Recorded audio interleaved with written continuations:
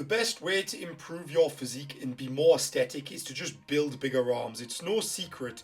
Arms are the most desirable muscle group to possess. It's what all the beginners obsess over. You know, you see them spamming loads of bicep curls, having entire dedicated arm days. And the thing is, arm training is so simple, yet it's probably the most butchered training I see in the gym. I've had big arms since I was like 16. I'll pull up some pictures here. And when I was 19, when I was going out drinking in the clubs like an absolute degenerate, they would always get a lot of attention, mainly from lads. And it was people complimenting us, and I even had people offering to fight us. None of this shit ever really interested me much. I don't condone violence. I've never been in a fight. And I don't think you should be working hard in the gym to seek validation from others. However, if you just want to improve your physique, I'm going to go over everything on how to maximize arm growth in a simple, short and effective video. And before we start, this isn't a basic video going over shit you already know, such as intensity, rep ranges, fucking form and using full range of motion. These are actionable steps you can implement into your program to take your arms from your weakest muscle to your strongest without hindering the growth of other muscles. Now, before we dive deep into the actual programming of your arm training, we need to talk about what we're actually training. Now, of course, we've got biceps and triceps. However, we've also got the brachioradialis, which is quite a big muscle in your forearm, and the triceps. We can actually bias the medial and lateral heads from the long head. So I like to split my arm training into 4 different sections. The biceps, we can't meaningfully bias the short and the long head, nor do we need to, so we only really need one movement for biceps. And in terms of the brachialis, we do not need to worry about that. They will be hit sufficiently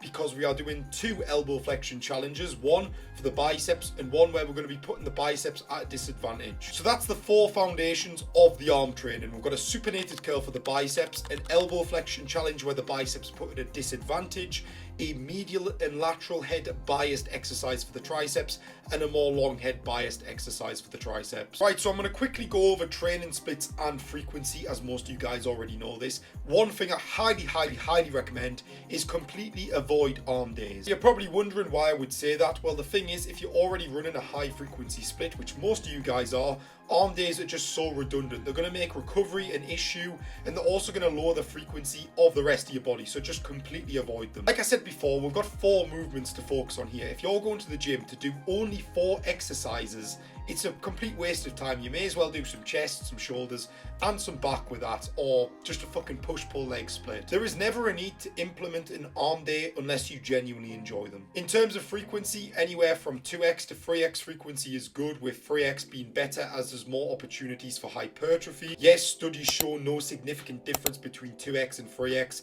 I'm just using basic logic here. And look, there's no perfect workout split for your arms. The splits I'd recommend are the same ones I'd recommend for any type of training. That's upper lower rest, repeat, full body, push-pull legs, upper lower. Just choose the one you enjoy and stick to it. Just because the training split itself remains the same does not mean we do not tailor it to suit our needs. So let's talk about sequencing. Exercise sequencing is without a doubt the best way to prioritize lagging muscle groups. It allows us to train them first in the workout when our CNS is the most fresh, meaning we can recruit more motor units for the lagging tissue. Just think about it, right? If you trained chest and shoulders before triceps, you just aren't going to be able to use as much load as you would if you train triceps first. So you're going to start every workout with your arms, primarily your weakest arm muscle, or you can alternate session to session. For example, upper A, you'd start with your triceps, upper B, you'd start with your biceps. Now you might be thinking, won't starting with your arm exercises hinder how much you can use on your pressing and rowing movements?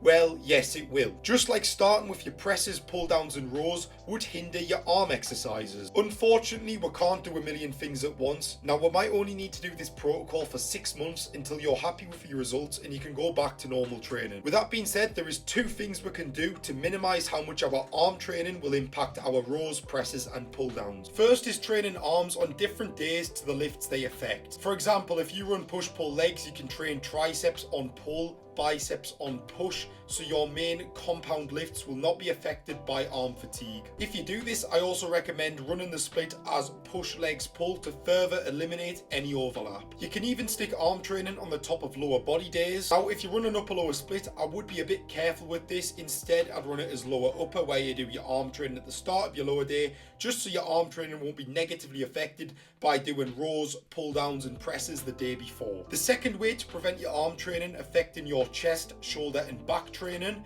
is doing more isolation exercises rather than compounds, so more flies and pullovers. Instead of flat pressing, do pec deck. Same with your incline movements. Instead of incline pressing, do incline flies. For your lats, instead of a pull down, do a pullover. And I hate to say it, but instead of a wide grip pull down, you can do a Keenan flap. Instead of your upper back rows, you can do Kelso shrugs. For your rear delts, just a rear delt fly. You can always work around things. All of these movements are single joint and they won't be affected by your arm training. You do not need to replace every single compound movement with isolations, but it definitely will help. And if you don't want to do that, I highly suggest not doing any underhand row or pull down for your back because they involve so much bicep, and the same thing can be achieved with a neutral grip without the additional fatigue. And if you're struggling with your programming, just leave a comment on this video and I'll try and help you guys out. But what you got to understand is if you want to bias a certain muscle, something's got to give somewhere. Now that we've gone over how to program everything and work around limiting factors, let's talk about exercise selection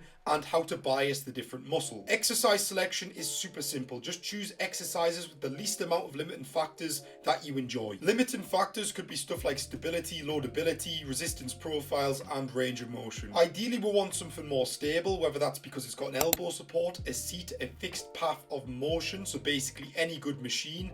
I would highly suggest using that. We want to be able to maximize motor unit recruitment. We do not want any of the tension to be going on to other muscles to help with stability. We don't want to be using cheat reps or putting tension elsewhere on the body. We want to hit true muscular failure on the target muscle. Now, in terms of resistance profiles, this is much less important, but if you can choose an exercise which has a resistance profile that trains the muscle where it's got best relative leverage, that will give you the extra 1%. So for biceps, this would be a descending resistance profile where it's hardest at the bottom, the brachioradialis, an ascending resistance profile where it's hardest at the top. Medial and lateral heads of the tricep would have an ascending resistance profile, and the long head of the tricep would be more descending. Just note this is a very small improvement. If you can't get the right resistance profile, do not stress about it. And I highly suggest not doing any really unstable exercises such as skull crushers or them absolutely ridiculous weighter curls. Look, dumbbells and barbells have handles for a reason. Fucking use them. Okay, so staying on the topic of exercise selection, let's talk about bias in the different muscles. Very simple here. Biceps, any curl with a supinated wrist position where your palm is facing upwards,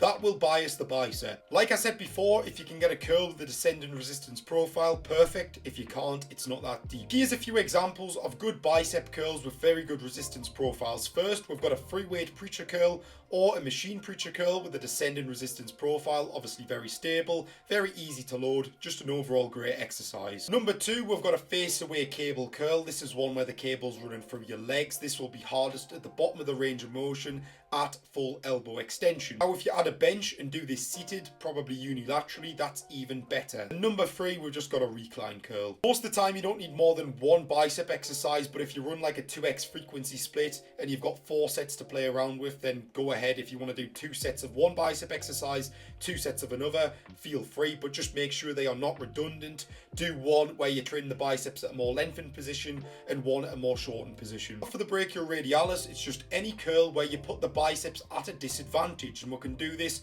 with a hammer curl or a reverse curl, anything where you're using a neutral or pronated grip. I'd opt for the reverse curl as you put the biceps at more of a disadvantage when compared to the hammer curl. However, when performing the standard reverse curl, just know your grip will become a limiting factor. And this is why I perform my reverse curls cuffed on a cable, because it completely eliminates the grip, meaning we can focus solely on the brachioradialis. Now, for you guys who are worried about training your wrist flexors and extensors, don't worry, I'll get onto that later in the video. Now for triceps, like I said before, we can bias the medial and lateral heads of the tricep from the long head, and we just do this by putting the long head at a disadvantage. And how we put the long head at a disadvantage is very simple, just doing a tricep biased press. So the long head is the only head of the tricep which actually crosses the shoulder joint, and it has a role of shoulder extension. However, in a press, there is shoulder flexion. So what's going to happen in the concentric contraction is the long head will lengthen at the shoulder but shorten at the elbow, meaning the relative length of the muscle doesn't change, and it won't be able to produce enough force to contribute to the movement. Therefore, the medial medial and the lateral heads of the tricep take over for the elbow extension. So any tricep press will do, however some are better than others. I would opt for the JM press, specifically on a chest press machine, as it's easier on the joints. JM press favours more elbow extension and less shoulder flexion than other presses, meaning we can put more tension on the triceps rather than the front delt and chest. And for the long head, all you need is a tricep extension. Now, whether it's biased more in an overhead position compared to one where your elbow is by your side in a more anatomical position, I don't know. The studies contradicting either argument. I've come to the conclusion, now I'm no doctor or scientist, that the long head is trained effectively in both movements and you should just pick the one you enjoy and can stick to for the long term. Me personally, I would opt for an extension in a more anatomical position because 1, I have terrible mobility at the shoulders. 2, an overhead extension is extremely hard to keep a fixed humerus, and as we know, any humerus movement will take tension off the long head. And 3, overhead extensions are just more unstable, especially trying to get the weight in place. It's just extremely unstable. However, if you enjoy overhead extensions more, you connect with them more, by all means go for it. It's not that deep. Now, the best options for your extension is just a standard easy bar cable extension. However, when you get too strong for that, it's going to become very unstable, and that's where exercises such as the unilateral cuffed extension or the seated cable incline extension come into play, and you can utilize them. Now let's talk a bit about progressive overload. Now there's 2 things you've got to understand about progressive overload when it comes to arms. Your arms are very small muscles and you're doing very intricate single joint movements. Therefore, progressive overload is going to be very slow. It's going to take a long time to grind out. And 2, progressive overload is an effect of muscle growth. It is not the cause of hypertrophy. Mechanical tension is what drives hypertrophy. The progressive overload is the effect of having larger muscles. So it is super important to lock in your form and intensity from day 1, no cheat reps,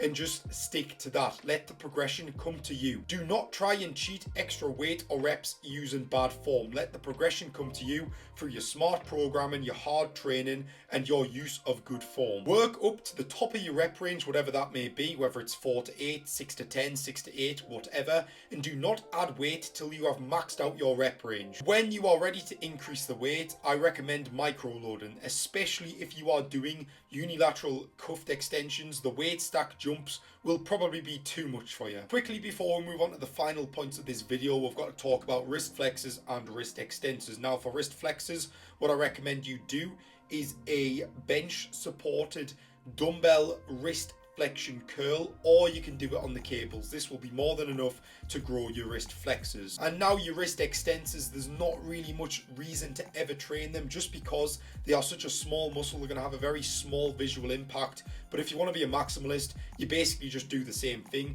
a bench supported wrist extension challenge, whether that's dumbbells or cables. And finally, to summarize, we've been over the desired frequency 2 to 3 times a week, preferably up on the higher end of that range. We've been over how to sequence arms and how to minimize their impact on training other muscle groups. We've been over how to bias the different muscles and the best exercises for them. However, this logic does not just apply to arms. If you've got a lagging back, lagging chest, you can take this knowledge from this video and utilize that to train your lagging muscle groups. However, every muscle is different, so if you guys want me to make a series on how to bring up any muscle group, please let me know in the comments below. Or if you want one-to-one help from me, where I basically do all of this programming for you, I now offer one-to-one coaching. So whether you're a beginner who just wants help speedrunning their way to their desired physique and some accountability, or you're more advanced and want help breaking through a plateau, or you maybe want help to get absolutely thick skin shredded, I'll cover all of that and more with my one-to-one coaching. So if that interests you, feel free to fill out the form